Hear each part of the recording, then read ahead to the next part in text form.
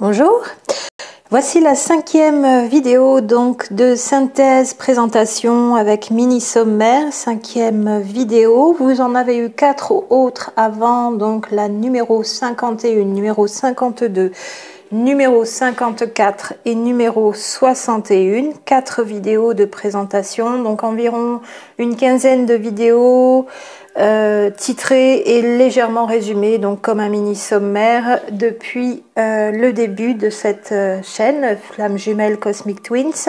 Ici c'est donc la 5e vidéo de présentation qui porte aussi le numéro 71. Alors je vais vous synthétiser ici les numéros 56 à 70, donc 15 vidéos.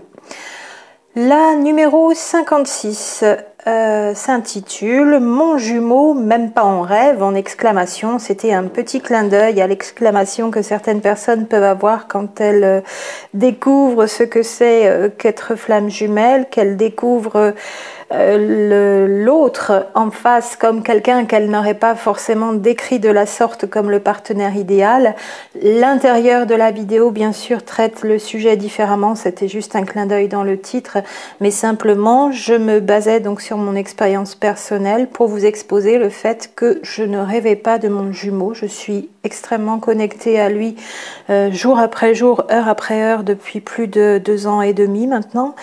En direct, donc dans la vie réelle, en éveillé tout au long de la journée. J'ai rêvé une seule fois de lui et c'était un rêve, voilà, vous le verrez dans la vidéo, qui pour moi voulait dire autre chose. Voilà pourquoi j'ai intitulé cette vidéo numéro 56 « Mon jumeau, même pas en rêve ». La numéro 57, vidéo numéro 57 s'intitule « Les enfants des jumeaux ». Alors c'est parce que j'avais lu par écrit, donc un petit peu sur la toile, 2 articles qui évoquaient beaucoup des enfants déjà très spirituels, très tôt. Bien sûr, depuis 1984, il y a eu de toute façon énormément d'enfants, toute une vague d'enfants, et même ceux classés avec certaines étiquettes, indigo, cristal, voilà, tout un tas de terminologies. Nos enfants sont bien sûr dans une génération, issue d'une génération encore plus spirituelle que la précédente, c'est indéniable, je peux aussi voilà, en témoigner avec chacun de mes enfants. Mon propos n'était pas tout à fait celui-là de dire c'est important, nos enfants sont des guides, bien sûr, nos enfants ont des capacités psychiques et un développement spirituel supérieur à celui que notre génération ou les 2 générations d'avant avaient, bien sûr, je l'ai constaté aussi avec mes enfants. Peut-être finalement j'ai oublié de préciser que quand je parlais de mes enfants, les miens sont plus grands, donc quelque part ne sont déjà plus enfants puisqu'ils ont toutes et tous entre 18 et 23 ans. Et c'était plus dans le sens où, effectivement, à cet âge-là, est-ce que l'influence des parents, petits ou même à cet âge-là, ne les rend pas trop spirituels sans qu'ils puissent vivre leur vie d'enfant? C'était un petit peu dans ce sens-là, vous le verrez, la façon dont j'ai exposé la question. Évidemment, en quelques minutes, encore une fois, 23 minutes pour cette vidéo numéro 57. Le tour de la question n'a certes pas été fait et je n'ai pas précisé dans la vidéo que, me basant aussi sur mon exemple, mes enfants étant aujourd'hui plus grands, je ne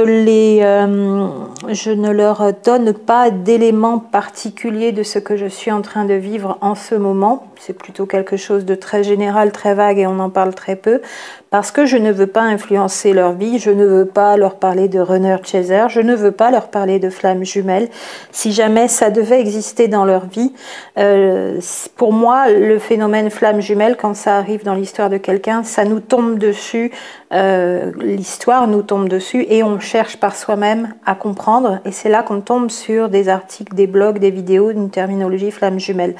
Si c'est quelqu'un qui vient nous le dire, c'était dans ce sens-là aussi, de parents à enfants.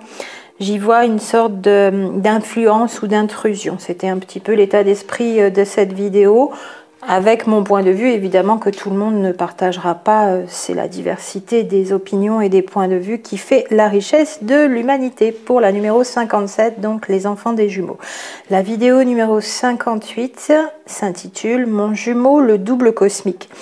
Alors comme depuis le début de la chaîne, quand j'ai commencé donc avec la première vidéo au 3 janvier 2018, me basant donc principalement au départ et pour tous les sujets évoqués et traités ici en vidéo, en interaction avec vous, sur ma propre expérience personnelle de flamme jumelle et non comme quelqu'un qui serait extérieur et qui ne serait pas dans ce vécu de flamme jumelle, avec toutes les nuances entre âme jumelle, flamme jumelle, rayon gémellaire, qui a quelle manifestation au niveau énergétique, au niveau psychologique, au niveau karmique, voilà, tout le monde ne vit pas son histoire de la même façon. Mais depuis le début de la chaîne, donc de notre chaîne ici, j'ai en fond, à certains moments, évoqué certains éléments qui caractérisent le double cosmique issu de la théorie de Jean-Pierre Garnier-Mallet. Voilà ce que j'évoque donc dans la vidéo numéro 58. Y aurait-il des similitudes avec cette théorie de ce scientifique, avec nos histoires de flammes jumelles ou pas, et si oui, lesquelles? Dans cette vidéo numéro 58. Donc, la vidéo numéro 59 s'intitule « Le chaser vivrait en accéléré toutes les autres vies du runner ». Elle fait 44 minutes et 11 secondes, très exactement. Alors là, c'est vraiment basé dans ce récit que je vous fais dans cette vidéo numéro 59 sur mon expérience personnelle où ça m'est apparu comme une évidence pour moi par rapport à tous mes déboires de vie qui ont été nombreux. Avant cette rencontre avec mon jumeau, je peux caractériser ma vie de difficile, hors norme, au long cours, à en perdre haleine d'ailleurs, parce que sur plusieurs décennies, et à avoir vécu beaucoup de mauvais coups du sort, voilà, et de mon expérience personnelle, considérant donc dans mon optique ici sur notre chaîne vidéo, sur notre chaîne YouTube de vidéos, que nous n'avons pas été incarnés ensemble dans toutes les vies précédentes, que l'un était resté de l'autre côté. Alors, est-ce qu'on a interverti? Peut-être aussi, mais nous n'avons pas été ensemble sur le plan de densité terrestre, la 3D. Ça, pour moi, je l'ai comme ça en information interne de manière solide et constante. C'était soit l'un, soit l'autre, soit l'un pendant 26 000 ans, durée d'un cycle terrestre, et l'autre tout le temps dans la même durée des 26 000 ans de l'autre côté. Mais pas en même temps. Nous n'avons pas créé de karma quelque part, je pourrais le dire comme ça, pour moi en même temps. C'est la façon dont je traite le sujet flamme jumelle avec mon expérience personnelle ici sur cette chaîne YouTube. Bien sûr, encore à l'extérieur de ma chaîne, il y a d'autres avis. Certaines pensent qu'on a eu des vies communes sur Terre et que voilà, il y a eu des vies merveilleuses et des vies moins bien. Et où on aurait créé du karma. Pour moi, les jumeaux n'ont jamais pu se faire de mal. Ils ont vécu l'un et l'autre ce qui est arrivé de dramatique parce qu'ils sont comme une seule âme à recevoir les mêmes informations. Mais ils n'ont pas pu, pour moi, se créer des situations dramatiques l'un avec l'autre, l'un en face de l'autre, parce qu'ils n'ont jamais été, pour moi, ensemble incarnés pendant ce long cycle. C'est très très rare. Ça arriverait si nous sommes bien flammes jumelles et si nous sommes bien la définition que nous en avons donnée, donc deux jumeaux, cette fois incarnés sur un même plan de densité dans la matière, issus d'une même âme, ça arriverait toutes les fins, début de cycle. Toujours pour le repréciser, un cycle étant environ de 26 000 ans, très exactement 25 920 ans. Voilà pourquoi, pour moi, c'est une situation très exceptionnelle, mal comprise, récupérée, mal définie, avec beaucoup de confusion, et qu'il y a une dimension métaphysique et spirituelle avant toute autre chose, avant toute explication psychologique, fonctionnement psychologique de relationnel compliqué, complexe, voire souffrant, dans lequel toutes les relations non paisibles pourraient quasiment se retrouver. Voilà pourquoi j'avais voulu évoquer toutes ces vies vécues en accéléré du chaser, qui seraient toutes les vies que le runner a vécues sur 26 000 ans dans la matière, en tout cas les vies problématiques que le chaser avait besoin de vivre aussi dans la matière, ici en accéléré, pour actualiser les informations de son runner. En numéro 59. Donc, la vidéo numéro 60 s'intitule « La capacité de résilience des jumeaux ». Par déduction, alors pour les principaux duos qui sont déjà plus âgés, c'est-à-dire plus de 40 ans, qui ont déjà un bon bout de vie, qui ont déjà eu des expériences amoureuses et peut-être des épurations karmiques dans des relations difficiles, relations karmiques, voire encore pire, relations toxiques très particulières, où là je ne considère plus que ce soit une relation avec âme sœur. Pour moi, vous le verrez dans une vidéo où je fais un comparatif entre âme sœur, relation karmique et relation flamme jumelle. J'ai constaté que comme un bon bout du chemin avait déjà été fait, je me base aussi sur mon expérience personnelle plus des témoignages pour venir accréditer cette similarité d'expérience avec mon expérience personnelle.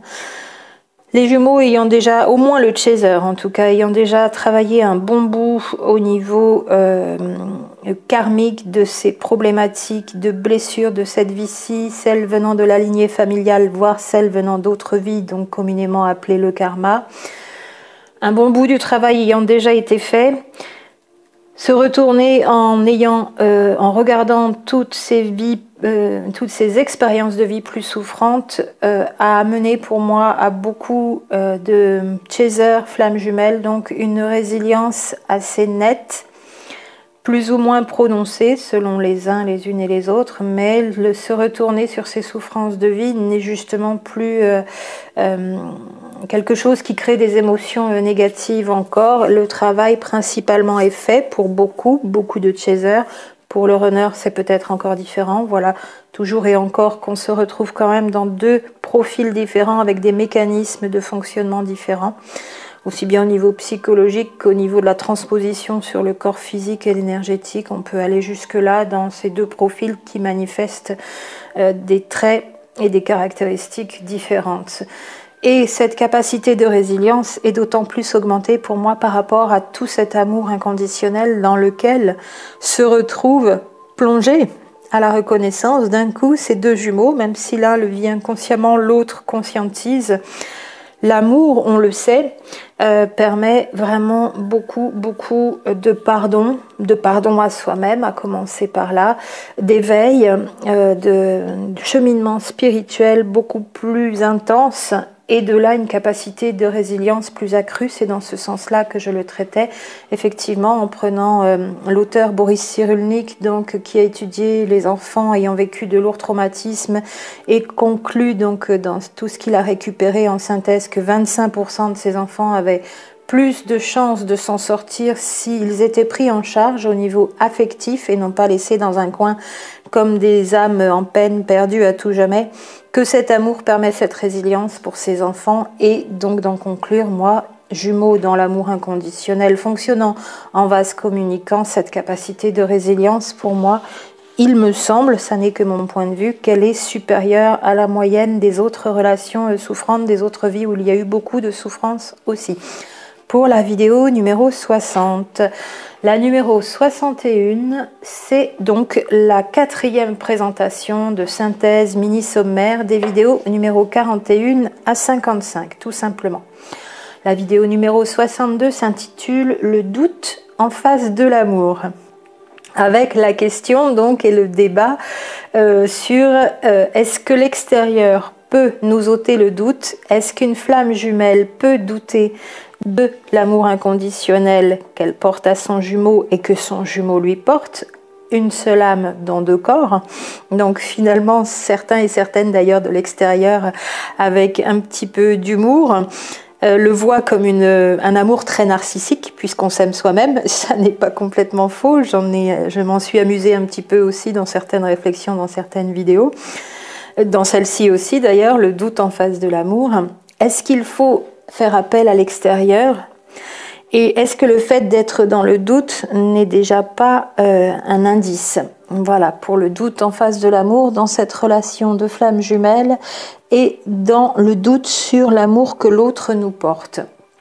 Une question posée donc à laquelle moi j'ai donné ma réponse. Effectivement, les avis sont partagés et divergent et bien sûr, encore une fois, tout complément de réflexion est toujours ouvert. Pour la vidéo numéro 62. La vidéo numéro 63 donc s'intitule âme sœur, relation karmique, relation flamme jumelle ou flamme jumelle, et avec un tableau en 3 colonnes nous amène à faire une comparaison entre ces trois types de relations pour s'y retrouver, et mieux se positionner, se situer. Quelle est ma relation? Cette relation-là, ça ressemble à quoi? C'est décrit comment? Encore une fois, c'est une synthèse que j'ai faite d'après divers auteurs et divers écrits. Il y en aurait eu beaucoup plus à viser pour que ce soit encore plus complet. Donc en quelques minutes, le sujet ne peut pas être traité de manière approfondie et complète. Vous l'entendrez bien encore une fois comme ça. Mais ça vous donne déjà des indications.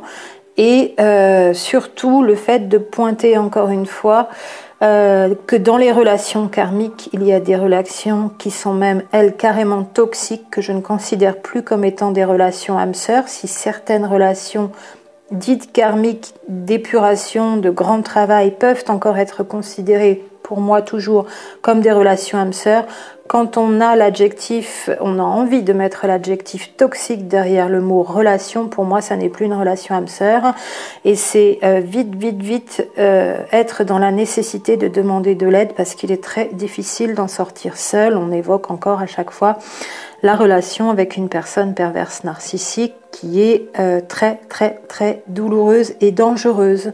Je ne mâche pas mes mots, je l'ai vécu aussi, voilà pourquoi ma mise en garde est toujours au maximum. Il est important parce qu'au début, dans les relations toxiques, ça peut durer plusieurs années, jusqu'à 10 ans. On ne s'aperçoit pas de la destruction psychique et psychologique dont on est l'objet. Et il est bien tard, au bout de 5-10 ans et encore plus, si les années s'accumulent encore, pour en sortir, c'est très difficile et la reconstruction est très longue, la destruction est maximale. Voilà pourquoi il est bon quand même de soi-même se demander jusqu'où on est en train d'aller quand on est dans une relation dite karmique d'épuration et de souffrance, et si on n'est pas déjà depuis plusieurs mois, plusieurs années dans une relation fortement toxique où il faut absolument de l'aide. Voilà aussi ce que permettait de faire cette vidéo numéro 63, très succinctement bien sûr. La vidéo numéro 64 s'intitule « Les 7 degrés de relation d'âme ».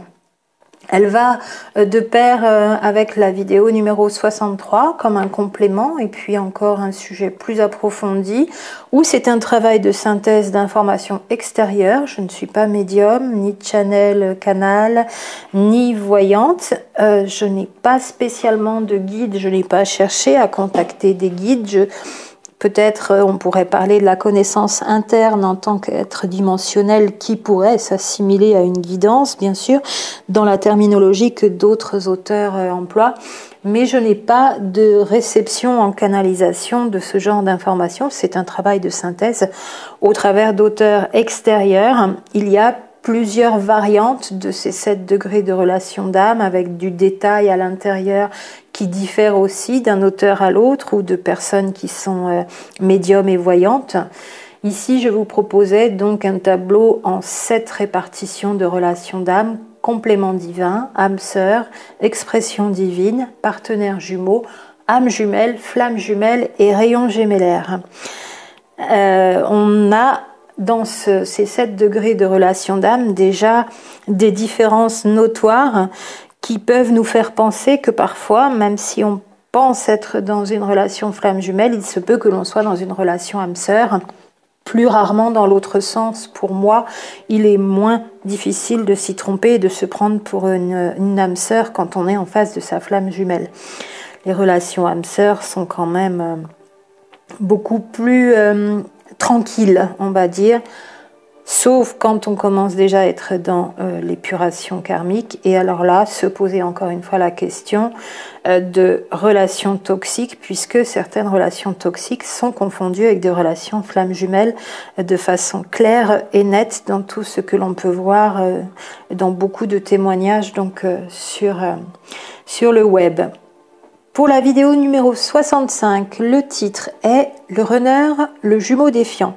Cela vient d'un commentaire donc et de questions que se posaient encore certaines personnes sur le jumeau défiant au travers de l'expression de Fabien Marchand. Et qu'est-ce que c'est que le jumeau défiant? Celui qui tourne le dos, qui reste positionné dans sa vie comme d'habitude sans faire son travail, expression entre guillemets, qui nie le lien, qui nie la relation, qui ne veut pas entendre parler de quoi que ce soit. Est-ce qu'il risque les foudres karmiques, comme on entend dire par ailleurs? Est-ce que voilà, il y aura punition de cette défiance? C'était des questions posées par ailleurs. Je l'ai traité à ma façon, à moi, dans cette vidéo, et vous verrez que ma conclusion est quand même quelque peu différente, avec toujours la réflexion donc du pendant en correspondance au niveau corporel et énergétique, et des jumeaux qui se tiennent à distance pour des raisons supplémentaires pour moi, dans la particularité que j'ai de transposer aussi les caractéristiques spirituelles de cette relation, psychologiques de cette dynamique relationnelle sur le corporel et le physique, avec l'énergétique qui s'y rapproche, qui s'en rapproche. Donc ça c'était la numéro 65, nous en sommes à la vidéo numéro 66. Le titre est Mon jumeau, mon complément à l'identique, qui va avec, qui fonctionne de pair donc avec les numéros 17, les vidéos numéro 17, le dédoublement de l'âme, et la numéro 22 sur la même longueur d'onde pour les titres. Et pour repréciser peut-être ce que je n'avais pas assez détaillé dans ces vidéos, dans ces deux vidéos, notamment le dédoublement de l'âme, où je parle d'un dédoublement à l'identique polarisé. Donc de deux, comme une cellule mère donnerait deux cellules filles qui contiennent exactement la même information. C'est l'analogie que je vous donnais dans la numéro 17 avec une petite vidéo pour illustrer. Le numéro 17, donc la vidéo Le dédoublement de l'âme, et dans la vidéo numéro 22, je disais aussi que les jumeaux, au niveau de leur information d'âme, sont identiques dans les informations possédées en interne, l'un comme pour l'autre, et non pas des moitiés qui auraient 50% l'un, 50% l'autre. Et j'ai tenu à repréciser dans cette vidéo numéro 66, mon jumeau, mon complément opposé idéal. Alors, je vous ai dit mon complément à l'identique, c'était un bout de l'autre titre de l'autre vidéo numéro la numéro 17, donc dans le dédoublement d'âme. Le titre de la numéro 66 est bien mon jumeau, mon complément opposé idéal. Vous avez donc la petite différence qui fait que entre le haut, au niveau de l'âme, toute l'information est complète pour chacun des jumeaux, mais dans la matière, au niveau troisième dimension, dimension terrestre, bien sûr, nous sommes opposés dans nos caractéristiques, bien qu'en arrière-plan, on sente bien que la vibration d'âme commune qui est la même font que l'on voit ces deux jumeaux presque comme des copies conformes, mais au niveau vibratoire, au niveau du caractère, de la personnalité, de ce qui est manifesté typiquement au niveau mental, des caractéristiques manifestées dans la dimension terrestre. On a évidemment des oppositions complémentaires, idéalement pour nous faire travailler tout ce que nous ne sommes pas et qui est reflété avec le jumeau en face, mais qui fait aussi miroir à d'autres moments de tout ce qui nous manque justement par tout ce qu'il nous oppose comme étant complémentaire à l'opposé.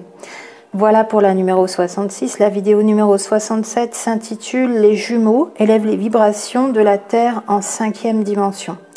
Alors là, c'était un retour encore sur cette perspective à laquelle je tiens, puisque pour moi la relation flamme jumelle se déroule dans 3 plans, le plan spirituel, le plan psychologique et le plan physique, bien sûr, toujours. On n'oublie aucun de ces plans, il y a transposition de ce qui se passe dans l'un, dans les deux autres, et toujours en interaction pour les 3, indissociables.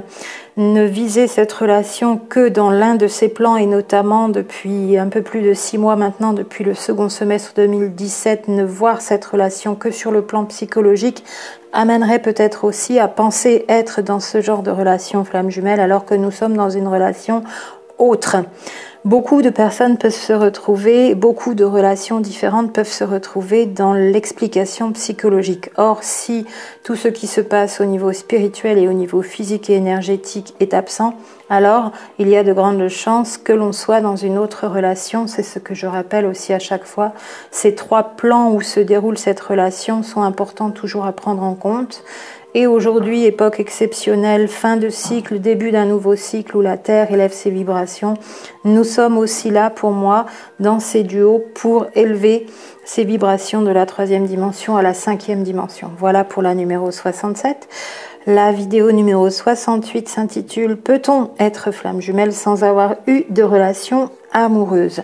Cette question, donc, d'une vidéo que je n'avais pas forcément prévu de faire, est née d'une discussion en échange donc sur le net avec un autre auteur. Et il y a des positionnements différents, des avis divergents sur le fait que si on n'a pas eu du tout de relation amoureuse, alors charnelle ou pas charnelle, la question devrait être précisée encore plus. Je ne suis pas allée jusque-là, je l'ai évoqué avec vous pour solliciter aussi quelque part votre avis sur la question. Mais certains auteurs donc peuvent avoir comme point de vue que s'il n'y a pas eu un minimum de relation amoureuse, sinon charnelle, on ne peut pas être flamme jumelle. Or, il semblerait, d'après beaucoup de témoignages, attention quand même encore une fois à être bien sûr de ne pas se penser être dans une relation, les relations amoureuses étant tellement secouantes et nous mettant dans des états très particuliers, on peut se transposer sur une relation qui ressemblerait mais qui n'est pas vraiment. Mais quand on a bien identifié les caractéristiques de la relation flamme jumelle qui sont quand même très spécifiques, codifiées même on pourrait dire, et que l'on n'a pas forcément eu de relation physique, donc de s'être approché suffisamment longtemps avec son autre, il est tout à fait possible pour certains autres auteurs dont je fais partie d'être dans une relation flamme jumelle. Voilà ce que débattait un petit peu cette vidéo numéro 68. La vidéo numéro 69 donc s'intitule « Nous créons la réunion à chaque instant ». Je repartais ici sur l'importance donc de tenir compte de la loi d'attraction avec laquelle nous fonctionnons, consciemment ou inconsciemment. Si nous n'en avons pas conscience, elle s'applique quand même de toute façon. Et ô combien, si une chose est prévue pour nous, comme la réunion dans ce genre de relation très spécifique, où c'est à nous-mêmes, encore une fois, d'aller chercher à l'intérieur l'information, est-ce que la réunion est prévue pour moi ou pas, une fois que, que cette information est ressortie donc de l'intérieur de nous-mêmes, et il vaut mieux que ça vienne de nous-mêmes que de l'extérieur, comme toujours, comme de s'être identifié dans telle ou telle relation, avec la précaution pour moi à chaque fois de m'être positionnée dans l'attitude de ne pas aller dire à quelqu'un d'autre ce qu'elle est ou ce qu'elle n'est pas, de donner des éléments pour que la personne puisse y être aidée plus facilement, qu'elle y arrive plus rapidement, mais certainement pas de dire à la personne ce qu'elle est ou ce qu'elle n'est pas. Une fois que vous avez identifié dans quelle relation vous êtes, une fois que vous avez ressorti en interne, est-ce que la réunion est prévue pour vous ou pas ? Alors, tout simplement, il n'y a plus, non pas qu'à l'attendre, mais à être dans les dispositions qui la permettent. En cela, nous la créons à chaque instant. C'était un petit peu l'état d'esprit de cette vidéo. Si nous avons le doute, si nous ne nourrissons plus cet amour inconditionnel qui est le carburant de cette relation, comment créer et favoriser et permettre et nourrir la réunion qui est prévue et qui finira bien par arriver. Voilà dans cette vidéo numéro 69 ce que j'ai évoqué avec vous. Et puis la dernière donc de cette présentation numéro 5 des vidéos de 56 à 70. C'est donc la numéro 70 qui s'intitule Runner, Chaser en décalage temporel, point d'interrogation, qui irait bien sûr avec la numéro 58, mon jumeau le double cosmique, point d'interrogation aussi, les similitudes avec la théorie de Jean-Pierre Garnier-Mallet et la relation flamme jumelle, quelles sont-elles en numéro 58? Ici en numéro 70, j'évoquais le fait que l'un soit dans le passé, l'autre dans le futur et qu'il serait peut-être bon aussi, entre autres ajustements à faire, que les deux puissent réussir à vivre l'instant présent. Donc pour l'un être dégagé des mémoires de souffrance, l'autre l'a peut-être fait plus avant mais doit aussi terminer ce travail. Et puis même au niveau métaphysique, être accordé sur le même espace-temps, parce que s'il y a bien une notion de double cosmique qui n'a pas toujours été incarnée sur Terre, quand l'un y était, l'autre n'y était pas, et pendant de nombreux millénaires, plusieurs millénaires même, pour le temps d'un cycle, si on part dans cette considération métaphysique, comme je m'y aventure quelque peu ici, je sais que ça peut aller loin pour certaines et certains d'entre vous qui auraient envie qu'on ne parle que de la dimension psychologique. Or, pour moi, je le redis, la relation flamme jumelle ne peut pas se voir et se décrypter et se décoder uniquement avec la dimension psychologique. Donc dans ce cas, est-ce que runner et chaser sont bien accordés dans le même espace-temps? N'est-ce pas une des synchronisations qu'ils ont à faire aussi tous les deux? Pour rebondir une dernière fois sur la psychologie qui aujourd'hui pourrait s'aventurer aussi dans la métaphysique, évidemment en psychologie, on ne pourra parler que de psychologie. Si on commence à parler de dimension, d'espace-temps, de jumeaux qui étaient incarnés ou pas, qui voyagent au travers du temps, on est là dans des dimensions spirituelles et métaphysiques. Nous ne sommes plus dans des explications psychologiques, ce qui n'empêche pas à des auteurs en psychologie, bien sûr, d'aborder le sujet. Mais quelque part, ces auteurs vous amènent aussi à une dimension qui n'est plus psychologique dans la relation flamme jumelle, mais qui est vraiment du domaine de la métaphysique et du spirituel, comme elle l'est au départ de toute façon, mais pas forcément assez souvent décodée, décryptée et étudiée pour nous aider, bien sûr, et non pas pour en faire des thèses universitaires, comme dirait Nathalie Ebner, qui pique ses coups de gueule. Voilà pour la numéro 70, donc Runner Chaser en décalage temporel, dernière vidéo de cette présentation numéro 5. Toutes les vidéos de présentation, donc la 5e ici, seront mises maintenant dans une playlist et vous les aurez les unes à la suite des autres. Une quinzaine de vidéos présentées dans chacune, en vous souhaitant une très bonne navigation et en vous retrouvant très bientôt pour la suite.